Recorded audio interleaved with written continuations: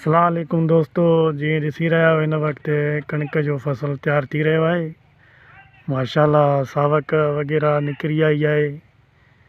तव्हां पाण ॾिसी रहिया आहियो हिन वक़्तु ग़रीब माण्हुनि जो बारिशुनि सबबु वॾो नुक़सानु थियो, वॾी मुसीबत खे माण्हुनि झेलियो सटियो।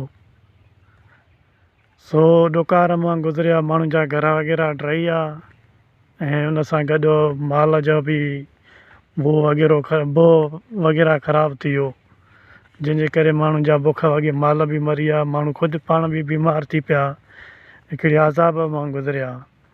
सो उन अज़ाब खां गुज़री नेठि माण्हुनि जा हाणे फसल वग़ैरह तैयार थी रहिया। माण्हुनि में हिकिड़ी माना नई जिया पंहिंजी उमेदु जाॻे थी, नई फसल करण सां ज़िंदगी में माशाल्लाह ख़ुशी थिए थी।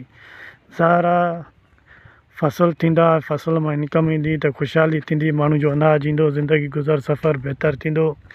उन सां गॾोगॾु माल जो बि माना खुराक सही ईअं जेको आहे त बोह वग़ैरह थींदो, माल खे बि माशाल्लाह हिकिड़ो माल जो बि खुराक जो मसइलो हल थी वेंदो। हीअ तव्हां ॾिसी रहिया आहियो माल जी खुराक जो बंदोबस्तु लूसण वग़ैरह थी रहियो आहे, ॾिसी रहिया आहियो तव्हां हिन वक़्तु। हीअ कणिक तव्हां ॾिसी रहिया आहियो माशाल्लाह ज़बरदस्त थी रही आहे। उमेद आहे त अलाह साईं हिन में बरकत ॾींदुनि ऐं मज़लूम ग़रीब माण्हुनि जी रोज़ी में बरकत पवंदी। तकलीफ़ मां घणो गुज़री चुका आहिनि, माशाल्लाह हाणे हिकिड़ी ख़ुशहाली जी ज़िंदगी वरी आहे। दुखनि मां जा सुख शुरू थींदा आहिनि।